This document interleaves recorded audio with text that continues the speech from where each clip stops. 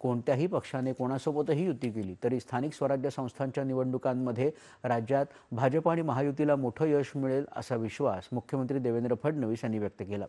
स्थानिक स्वराज्य संस्थांच्या आगामी निवडणुकांच्या पार्श्वभूमीवर भाजपा प्रदेशाध्यक्ष रवींद्र चव्हाण यांनी प्रदेशनिहाय आढावा बैठकांचं आयोजन केलं आहे।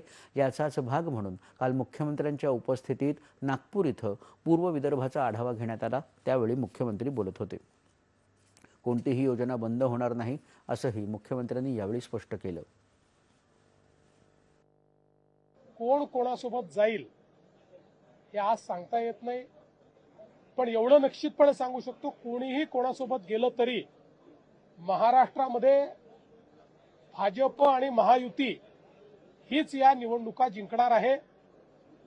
पूर्णपणे स्थानिक स्वराज्य संस्थेच्या निवडणुकांमध्ये अतिशय उत्तम यश महाराष्ट्र आम्हाला देईल हा मला विश्वास आहे। एखाद दुसरी योजना ही काही काळाकरता डेफर होऊ शकते, कारण आता जे काही आमच्यावर या संकटामुळे एक मोठा भार पडलेला आहे, पण आता तरी कुठलीच योजना डेफर पण आम्ही केलेली नाही। त्याच्यामुळे मला असं वाटत नाही की कुठली योजना बंद होईल।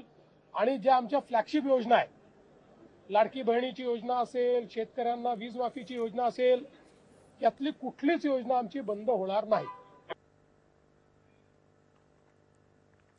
स्थानिक स्वराज्य संस्थांच्या